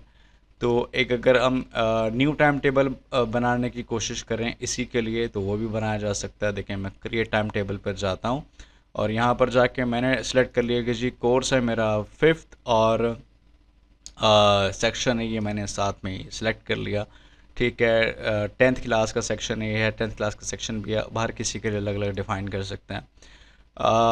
आपका जो इंस्टीट्यूट है उसकी स्टार्टिंग टाइम ये है, एंडिंग टाइम ये आप ये डिफ़ाइन कर सकते हैं। ये स्केजुअल कब इफ़ेक्ट होना है और कब तक इफ़ेक्ट होना है ये आप डिफ़ाइन कर सकते हैं। आपके वर्किंग डेज कौन कौन से हैं आप ये भी यहाँ पर डिफ़ाइन कर सकते हैं, ठीक है। इस तरह से आपने सेलेक्ट करना है। फिर आपने टाइम टेबल का आपने नाम रखा for example 5th class schedule. उसके बाद हम नेक्स्ट पर आते हैं, नंबर ऑफ़ पीरियड्स, कितने पीरियड्स होंगे। मैं कहता हूँ यार 8 पीरियड्स होंगे या फॉर एग्ज़ाम्पल 7 पीरियड्स होंगे, और हर पीरियड की ड्यूरेशन कितनी होगी आपने ये सिंपली से डिफ़ाइन करना है। उसके बाद जनरेट पे क्लिक कर देंगे। ख़ुद से भी ऐड कर सकते हैं, लेकिन अगर आप सिस्टम से ऑटो जनरेट करवाना चाहें तो यहाँ पे क्लिक करेंगे, आपको सिस्टम खुद ही जनरेट करके सारे पीरियड्स इस तरह से दे देता है। आपके पास यहाँ पर ऑप्शंस हैं कि आप असेंबली ऐड करना चाहें, आप सिंपली इसको क्लिक करें और ये असेंबली आ गई। आप इसको यहाँ से ऊपर सेलेक्ट आउट कर सकते हैं। ये असेंबली की टाइमिंग खुद ही अपडेट हो गई। अगर मैं देखें असेंबली को नीचे ले जाता तो वो टाइमिंग होती है असेंबली की ये वाली, अगर मैं ऊपर ले जाता तो टाइम खुद ही उसने सारा अपडेट करके आपको दे दिया है। और यहाँ पर अगर आप देखें तो वो आपको कह रहा है कि जो आपकी टाइम की एलोकेशन है उसमें 15 मिनट अभी तक अनएलोकेटेड है। मतलब कि जो इंस्टीट्यूट के आवर्स हैं 8 से लेके 2 बजे तक आपने ये सब साइन कर दिए हैं, बट 15 मिनट अभी भी अनएलोकेटेड हैं। तो मैं कहता हूँ यार 15 मिनट की एक ब्रेक ऐड कर दूँ, तो मैं ब्रेक भी कर सकता हूँ, लंच करना चाहें लंच कर दूँ, दोनों में से जो मर्ज़ी करना चाहें। मैं एक ब्रेक कर देता हूँ, तो ये आपकी ब्रेक मैं कहता हूँ यार ये फॉर एग्ज़ाम्पल 4th पीरियड के बाद ब्रेक होनी चाहिए। तो ये 4th पीरियड के बाद अब आपकी इस तरह से ब्रेक आ जाएगी। ये 4th पीरियड के बाद आपकी ब्रेक आ गई है, ठीक है। तो ये अब आपका फुल डे एलोकेट हो चुका है, ठीक है। ये आपका सारा, अगर आपने इसमें से किसी को कुछ और स्विच करवाना है, ड्यूरेशन चेंज करनी है, तो वो की जा सकती है। इस तरह से काम आपका करता है। आप कहते हैं यार असेंबली जो है मिसाल के तौर पे जो मेरी है वो 15 मिनट की रखी जाए, ठीक है, लेकिन अब सिस्टम आपको कह रहा है 15 मिनट, देखें अनएलोकेटेड हो गए, तो ब्रेक में फॉर एग्जांपल आधे घंटे की रख देता हूँ। तो अब वो फुल डे आपका फुल डे जब तक एलोकेट नहीं होगा आपको ये नेक्स्ट स्टेप पर नहीं जाने देगा, तो ये मेक श्योर करिएगा। उसके बाद मैं नेक्स्ट स्टेप पे चलता हूँ। यहाँ पर जाने के बाद फिर वो आपको कहता है कि जी रूम्स मैनेजमेंट, यहाँ से आप अपने रूम्स मैनेज कर सकते हैं, बट ये ऑप्शनल है, अगर आप नहीं करना चाहते तो नो प्रॉब्लम। आपके पास फॉर एग्जांपल डिफरेंट रूम्स है, रूम नंबर 1 2 3 4। आप अगर कोई न्यू रूम ऐड करना चाहें, जैसे मैं कहता हूँ कि यार ये रूम का नाम है लैब 1, तो रूम का कोड LB1 कर दिया फॉर एग्जांपल। इसमें कैपेसिटी ये मेरी मर्ज़ी है। रूम की टाइप क्या है, ये रूम की टाइप लैब है। कंप्यूटर रूम है, कॉन्फ्रेंस रूम है, क्लासरूम है, जो भी करना चाहें कर सकते हैं। बिल्डिंग कौन सी बिल्डिंग के अंदर है, बिल्डिंग फ़ातिमा बिल्डिंग है, जिना बिल्डिंग है, अली बिल्डिंग है, कोई भी बिल्डिंग, एक अगर स्कूल के अंदर डिफरेंट बिल्डिंग्स हैं उसमें आप डिफ़ाइन कर सकते हैं उस बिल्डिंग के किस फ्लोर के ऊपर है। बड़ी आसानी हो जाएगी बच्चे के लिए। बच्चे ने अगर स्केजुअल देखा, टाइम टेबल देखा, वो टाइम टेबल में देख रहा है कि जी ये आज मंडे है और ये 5th पीरियड जो है इंग्लिश का है और ये फ़लाँ बिल्डिंग के फ़लाँ फ्लोर के ऊपर है, बच्चे को कंप्लीट डिटेल मिल जाती है, बड़ी आसानी हो जाती है। रूम आपने सेव कर लिया, ये आपके सारे रूम्स हैं और यहाँ से आपने सिंपली नेक्स्ट करना है। करने के बाद अब ये सिस्टम देखें आपको सारे सब्जेक्ट्स बता रहा है। 3 सब्जेक्ट्स हैं आपके इस क्लास के अंदर, अभी जैसे मैंने ऐड किए हुए हैं, और ये आपको सारे दिन बता रहा है मंडे टू फ्राइडे। यहाँ से फॉर एग्जांपल आप कहते हैं जी कंप्यूटर की जो क्लास है वो पहली होनी चाहिए, लेकिन सबसे पहले उसने असेंबली ऐड की हुई है, सारा कुछ है।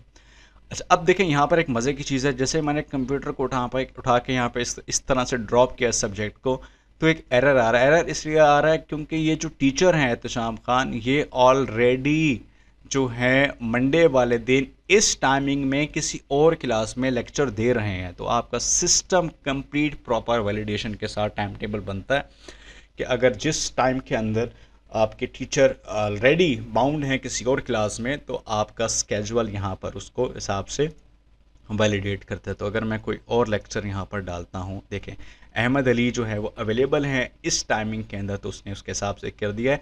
तो अब ये जो इंग्लिश का पीरियड है मंडे को, वो किस रूम में करवाना है, मैं कहता हूँ यार रूम नंबर 2 में करवाना है, ठीक है। इस तरह से मैं साइंस का बना सकता हूँ, इस तरह से मैं फॉर एग्जांपल कंप्यूटर का अगर मैं यहाँ पे कर दूँ तो वो यहाँ एडजस्ट हो जाएगा। अगर मैं कहता हूँ कि यार ये पीरियड 1 थर्सडे वाले दिन मैंने फ्री रखना है, या मंडे वाले दिन सेकंड पीरियड मैंने फ्री रखना है, इस तरह से मैं फ्री पीरियड्स भी ऐड कर सकता हूँ, ठीक है। ये सारे आपको करने हैं, उसके बाद फिर आप यहाँ से नेक्स्ट करेंगे, वरना ये आपको कहेगा कि ये सारे आपको बॉक्सेस को डेफिनेटली फिलअप करना पड़ेगा, ठीक है। तो मैं इसको यहीं पे छोड़ देता हूँ, ठीक है। आप अगला स्टेप खुद ही समझ चुके हैं ऑलरेडी। आपका जो टाइम टेबल है अभी तक वो ड्राफ्ट के अंदर मौजूद है। रिमूव करना चाहें यहाँ से रिमूव कर सकते हैं, कंटिन्यू करना चाहें यहाँ से कंटिन्यू कर सकते हैं, ओके। बहुत सिंपल सा था, राइट। तो अब टाइम टेबल हो गया। टाइम टेबल के बाद हॉलीडेज़ पोर्टल में हम आते हैं। हॉलीडेज़ पोर्टल में यहाँ से अगर आप देखें तो आपको हॉलीडेज़ नज़र आ रही हैं। जैसे विंटर हॉलीडेज़ थी तो हमने यहाँ से ऐड किया था कि फ़लाँ डेट से फ़लाँ डेट तक इस तरह से विंटर हॉलीडेज़ रहनी चाहिए। अगर मैं कोई सिंगल डे की हॉलीडे ऐड करना चाहूँ, यहाँ से आपने हॉलीडे का नाम लिखना है। फॉर एग्ज़ाम्पल जैसे हमने लिखा for example Eid ul Azha holidays, और यहाँ पर मैंने डिफ़ाइन कर दिया फॉर एग्ज़ाम्पल ले लें कि सिंगल डे है तो सिंगल डे आप सिलेक्ट कर लेंगे, तो वो आप डेट सेलेक्ट कर देंगे। अगर ये आप की जो हॉलीडेज़ है वो मल्टीपल डेज़ की हैं या एक से ज़्यादा दिन की हैं, तो आप डेट रेंज सेलेक्ट करेंगे और यहाँ से आप बोलेंगे जी फॉर एग्ज़ाम्पल हॉलीडेज़ हो रही है 29 से लेकर या फिर 28 से लेकर, फॉर एग्ज़ाम्पल मैं कह देता हूँ कि यार ये 30 तक। तो ये आपने हॉलीडे सेलेक्ट कर दी। इस डेज़ में क्या होगा, इस डेज़ में बेसिकली यहाँ पर ये होगा कि इस डेज़ में आपकी अटेंडेंस सिस्टम आपको मार्क नहीं करने देगा टीचर को, और इसके अलावा टीचर को जो लेसन प्लानिंग है वो भी उसकी स्किप हो जाएगी। तो ये बड़ा अच्छा फ़ायदा हो जाएगा, ठीक है जी। अगर यही कोई ऐसी हॉलीडेज़ हैं जैसे कि 14 अगस्त है, इकबाल डे है, कायद डे है, वो आपकी हर साल आती है, तो आप उसको एक ही दफ़ा ऐड करके इस पे सेलेक्ट कर लें तो वो हर साल रिपीट होती रहेगी, आपको बार बार ऐड करने की ज़रूरत नहीं पड़ेगी। लाइव क्लास सिस्टम है इसके अंदर, चीज़ें आप यहाँ से मैनेज कर सकते हैं, मैनेज क्लासेस, और यहाँ से जाके ये कुछ क्लासेस आपकी पड़ी हुई हैं, ऑलरेडी असाइन हुई हैं। ये क्लासेस एडमिन यहाँ से क्रिएट नहीं करेंगे, ये टीचर का पार्ट है। टीचर जो है वो अपने पोर्टल से जाके एक क्लास स्टार्ट करते होते हैं, वो इस तरह से क्लास आती है और फिर यहाँ से जो है उसका लिंक आता है, यहाँ से बेसिकली पार्टिसिपेंट का लिंक आता है। ये इस तरह से पूरा सिस्टम है। ये मैं आपको टीचर पोर्टल से करके दिखाऊंगा। डिजिटल लाइब्रेरी, लाइब्रेरी आपको चेक करवाते हैं। यहाँ से व्यू लाइब्रेरी पे मैंने क्लिक किया और यहाँ से आप देखेंगे ये कंप्लीट लाइब्रेरी है, लेकिन लाइब्रेरी मैं आपको सेपरेट वीडियो में डिटेल के साथ बताऊंगा। इसके बाद यहाँ से कोई अगर आप अनाउंसमेंट करना चाहें तो यहाँ से पोस्ट अनाउंसमेंट के ऊपर आप चले जाते हैं और यहाँ से जाके आप अनाउंसमेंट पोस्ट करते हैं। बड़ा अच्छा ऑप्शन है अनाउंसमेंट का कि आपने कहा जी ये ग्लोबल अनाउंसमेंट है, ये मतलब कि किसी स्पेसिफिक बैच के लिए नहीं है, ग्लोबल है, मतलब तमाम स्कूल के लोगों को जानी चाहिए। ऑडियंस में क्या क्या हो, स्टूडेंट्स को जाए या सिर्फ टीचर्स को जाए, वो आप दोनों को जाए तो दोनों को सिलेक्ट कर लें, ठीक है। और नोटिफिकेशन किस चैनल से जाना चाहिए, एसएमएस के थ्रू जाना चाहिए, व्हाट्सएप के थ्रू जाना चाहिए, किस तरह जाना चाहिए, आप ये ऑप्शंस यहाँ पे सिलेक्ट करना चाहें तो कर सकते हैं। ठीक हो गया। टाइटल दे दें, मैसेज दे दें, पोस्ट कर दें, उनको अनाउंसमेंट मिल जाएगी। अगर आप बैच स्पेसिफिक आप कहते हैं कि जी फॉर एग्ज़ाम्पल मैं कहता हूँ कि यार जो फॉर एग्ज़ाम्पल मॉर्निंग का ओ लेवल का बैच है, मैं सिर्फ उनको इन्फॉर्म करना चाहता हूँ कि उनकी क्लास आज नहीं होगी, तो वो सिलेक्ट कर लिया, स्टूडेंट टीचर को सिलेक्ट कर लिया, नोटिफिकेशन ऑडियंस चैनल सेलेक्ट कर लिया, टाइटल दे दें, यहाँ पर देते हैं, सिर्फ उनको नोटिफिकेशन चला जाएगा कि जी आज उनकी छुट्टी है, उनकी क्लास नहीं होगी, या उनको कोई भी स्पेसिफिक अनाउंसमेंट आपने करनी है स्पेसिफिक बैच के लिए, तो बैच स्पेसिफिक ऑप्शन सेलेक्ट किया जा सकता है। पोल्स का ऑप्शन है, जो टीचर पोल्स बनाएंगे यहाँ से वो पोल्स आते हैं और पोल्स का रिज़ल्ट एडमिन अपनी तरफ से भी चेक कर सकता है कि जी जैसे कि ये पोल है, इस तरह से इसको कितने वोट मिले, किस किस ने वोट दिया हुआ है, वो तमाम डिटेल यहाँ पे मौजूद है। स्टूडेंट फीडबैक के ऊपर अगर हम आते हैं तो ये स्टूडेंट्स के फीडबैक्स हैं, क्या क्या फीडबैक दिया हुआ है। टीचर को पता नहीं चलता कि किस स्टूडेंट ने किस टीचर का क्या फीडबैक दिया, टीचर को बिल्कुल नहीं पता चलता, सिर्फ उनको उनकी जो रेटिंग है वो पता चल रही होती है उनके पोर्टल में, मैं आपको दिखाऊंगा। अगर एडमिन यहाँ पे किसी टीचर की फीडबैक समरी लेना चाहे तो यहाँ से फॉर एग्जांपल टीचर सेलेक्ट किया और यहाँ से इस वीक लेना है, किस वीक लेना है, तमाम वीक्स का लेना है, यहाँ पे क्लिक करेगा तो उसको तमाम उसके वीक्स की समरी मिल रही है कि जी 4.9 इनकी रेटिंग जा रही है। और ये डिटेल है कि जी वो टॉपिक अच्छे से एक्सप्लेन करते हैं कि नहीं करते हैं, क्लास में प्रिपेयर होके आते हैं, बच्चों को इनक्रेज करते हैं कि वो बच्चे क्वेश्चंस पूछें और क्या वो उनका आंसर अच्छे से दे रहे हैं, और ओवरऑल सेटिस्फेक्शन क्या है टीचर की तरफ से बच्चे के लिए, वो तमाम चीज़ें यहाँ पे मौजूद हैं। सेटिंग्स में आते हैं, कुछ सेटिंग्स मैं आपको दिखाता हूँ। सेटिंग्स में हमारे यहाँ पर आके जो है वो लाइक आप जैसे ही आपको सिस्टम एलएमएस मिलता है तो यहाँ पर आप अपने एलएमएस का नेम मैनेज कर सकते हैं, जो भी आप दिखाना चाहें लॉगिन पेजेस के ऊपर, डैशबोर्ड्स के ऊपर, वही पेज यहाँ से अपडेट हो जाता है ऑटोमेटिकली। करके दिखाऊं? ओके, करके दिखाता हूँ। मैं एलाइट पब्लिक स्कूल की बजाय फॉर एग्जाम्पल मैंने नाम रख दिया जैसे कि ज़मीर पब्लिक स्कूल। करने के बाद मैं ऐसे सेव करता हूँ, आप देखेंगे कि यहाँ पर ऑटोमेटिकली नाम जो है वो अपडेट हो चुका है। ठीक है, मैं वापस से इसको एलाइट कर देता हूँ। उसके बाद time zone, currency, system URL आपको इसको चेंज नहीं करना, जो हम अपनी तरफ से आपको सेट करके देंगे उसे पर ही रखना है, लेकिन अगर आप चेंज करना चाहें तो नो प्रॉब्लम, बट ये सिस्टम पर इफेक्ट नहीं करता। ये आपकी बेसिकली ये जो लिंक होता है ना वो आपकी ईमेल्स में इफेक्ट कर रहा होता है। वीकली फीडबैक डे, आप चाहते हैं कि अगर सिर्फ बच्चे फ्राइडे वाले दिन फीडबैक दें जो उन्होंने पूरे वीक का पढ़ा हुआ है, तो वो ऑप्शन यहाँ से आप सेलेक्ट कर रहे हैं। हॉलीडेज़ किस दिन होंगे, आप कहते हैं कि जी सिर्फ और सिर्फ सैटरडे संडे क्लासेस ऑफ होंगी तो सैटरडे संडे सेलेक्ट कर लें, इस तरह से भी पॉसिबल है, किया जा सकता है। ठीक हो गया। और ब्रांडिंग, आप अपने एलएमएस के ऊपर कोई लोगो चेंज करना चाहें, ये लोगो जो है बेसिकली आपके जो लॉगिन स्क्रीन्स हैं उसके ऊपर अफेक्ट करता है, या आपके एडमिन पैनल में ये लोगो को चेंज नहीं करेगा, ये बेसिकली आपके एलएमएस की जो लॉगिन स्क्रीन होगी, स्टूडेंट पोर्टल, एडमिन पोर्टल, बाकी जितने भी पोर्टल्स हैं उनके लिए उनको अपडेट कर देता है। यहाँ से कॉन्टैक्ट इन्फॉर्मेशन अपनी देना चाहें, ये कोड इन्फॉर्मेशन आपके लैंडिंग पेज और आपके ईमेल्स में सब जगह अफेक्ट करती है। ईमेल की सेटिंग आप यहाँ से करना चाहें कर सकते हैं कि ईमेल नोटिफिकेशन ऑन कर दें, किस किस इवेंट के ऊपर कौन कौन से नोटिफिकेशन जाने चाहिए, कौन से नहीं जाने चाहिए। SMTP की सेटिंग्स यहाँ पे मौजूद हैं। व्हाट्सएप की सेटिंग यहाँ पर मौजूद है, व्हाट्सएप यहाँ से इनेबल करना चाहें ऑन कर लें, किस किस इवेंट के ऊपर व्हाट्सएप को नोटिफिकेशन जाएँ, व्हाट्सएप की सेटिंग्स आप यहाँ से कर सकते हैं, या आप सेटिंग्स अपनी व्हाट्सएप क्लाउड API से ले सकते हैं। और इसके अलावा ये पूरी हमारी टीम आपको गाइड करती है, उसमें कोई परेशानी वाली बात नहीं है। SMS गेटवे इनेबल करना चाहें इनेबल हो सकता है यहाँ से, ठीक है। यहाँ से आपने सेलेक्ट कर लेना है जी कि कौन से इवेंट पे जाना चाहिए, आपकी डिटेल देनी है, तमाम इंफॉर्मेशन है। पेमेंट गेटवे है, यहाँ से payment gateway, offline payment gateways भी हैं, ऑनलाइन पेमेंट गेटवेज भी हैं। कार्ड्स के लिए हम स्ट्राइप यूज़ कर रहे हैं, Zpayso थर्ड पार्टी कंपनी है, उनकी सर्विस हम यूज़ कर रहे हैं जैज़ कैश इजी पैसा पेमेंट्स रिसीव करने के लिए। आप इसको ऑन करते हैं, उसके बाद उनकी API कीज़ एंटर करते हैं तो वो इंटीग्रेट हो जाता है। लाइव क्लासेस अगर आप एडवांस मोड में चलाना चाहें तो उसमें सिस्टम ये होता है कि teacher automatically class time select करते हैं और सिस्टम ऑटोमेटिकली जो है टीचर के लिए जूम की जो API की है उसकी मदद से मीटिंग जनरेट करके लिंक प्रोवाइड कर देता है ऑटो। अगर आप बेसिक मोड में चलना चाहें, बेसिक मोड में बेसिकली ये होता है कि आपको जो है वो आपको कोई आपके टीचर को ये करना होता है कि जूम की या गूगल मीट का लिंक खुद ही जनरेट करके सिस्टम में डालना होता है, उसके हिसाब से मीटिंग बनती है। एडवांस मोड में फ्री का ऑप्शन भी है, पेड का ऑप्शंस भी है। पेड में क्या होता है कि अगर आप पेड यहाँ से सेलेक्ट कर लेते हैं तो इसमें सिंपल ये तरीक़ेकार है कि आपको जैसे कि जूम की प्लानिंग का आपको पता है, जो जूम की सब्सक्रिप्शन अगर तो वो फ्री है तो उसमें आपको रिकॉर्डिंग्स नहीं मिलती। अगर आपकी जूम की सब्सक्रिप्शन पेड है, आपने जूम का कोई पैकेज प्लान परचेज़ किया हुआ है तो फिर आपने सब्सक्रिप्शन टाइम पेड रखनी है। उससे उसका फ़ायदा बेसिकली ये होगा कि जैसे ही आपके टीचर ने क्लास ख़त्म की होगी तो आपके टीचर को क्लास की जो रिकॉर्डिंग है वो बच्चे को देनी नहीं पड़ेगी, आपकी क्लास को देनी नहीं पड़ेगी। हमारा सिस्टम ऑटोमेटिकली जूम के सिस्टम से उस क्लास की रिकॉर्डिंग को उठा के डाउनलोड लिंक बच्चे को खुद ही सिस्टम में प्रोवाइड कर देगा।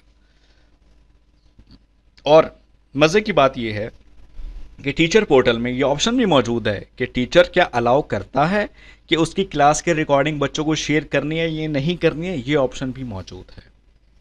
बाकी जूम की API कीज़ मौजूद हैं यहाँ पे, मतलब आप ये तो डेमो के तौर पर हैं और ये इनवैलिड API कीज़ हैं। आप डालना चाहें तो अपनी यहाँ से जो भी इंफॉर्मेशन है वो अपनी अपडेट करेंगे। सिक्योरिटी सेटिंग्स हैं, यहाँ से आप चेंज करना चाहें सेशन टाइम आउट की या इसकी आप मैनेज कर सकते हैं, that is not a big problem.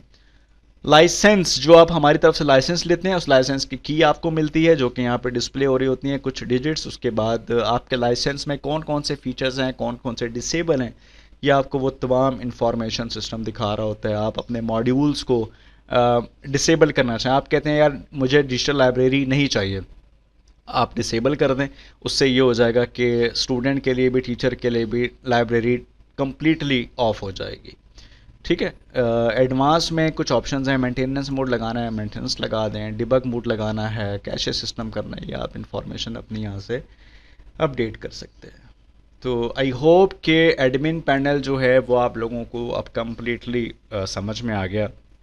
कोई क्वेश्चन है तो आप हमारी ईमेल है support@skilltechnologies.net और हमारा जो नंबर यहाँ पर गिवन है उस पर आप रब्ता करके जो है उससे कोई कभी भी व्हाट्सएप कर सकते हैं, मैसेज कर सकते हैं। हमारे ईमेल के थ्रू जो है जाकर कोई भी क्यूरी है वो ले सकते हैं। अगर आप हमारे एग्जिस्टिंग कस्टमर हैं तो वो आप यहाँ से हमसे रब्ता करके कोई फीचर ऐड करवाना है, कुछ करवाना है वो भी करवा सकता है। उसके अलावा एक मज़े की चीज़ मैं आपको बताऊं कि यहाँ पर लास्ट में हर पोर्टल के ऊपर टीचर पर भी और जो है स्टूडेंट के ऊपर भी, एडमिन के ऊपर भी, पेरेंट के ऊपर भी एक रिपोर्ट बग का भी एक ऑप्शन दिया हुआ है। इसकी सबसे अच्छी बात है कि फॉर एग्जांपल अगर किसी भी यूज़र को कोई इशू आ रहा है LMS के हवाले से तो वो आप तक नहीं पहुँचेगा। अगर स्टूडेंट को मसला है, टीचर को मसला है, कोई भी इशू आया है तो वो आपको नहीं बताएगा, वो आपको बताएगा, आप हमें बताएंगे। उससे बेहतर ही होगा कि वो यहाँ पर सिंपली इस बटन पर क्लिक करके अपना जो इशू है उसको रिपोर्ट कर सकता है। इसका फ़ायदा ये होगा कि ऑटोमेटिकली वो पूरी जो बग रिपोर्ट है वो हमारे पास आती है, हमारी टेक्निकल टीम वहीं से रिजॉल्व करके उनको एंड यूज़र को ईमेल कर देती होती है। तो आई होप ये डैशबोर्ड आपको समझ में आया। तो इंशाल्लाह नेक्स्ट वीडियो में मैं आपको टीचर पोर्टल एक्सप्लेन करूँगा।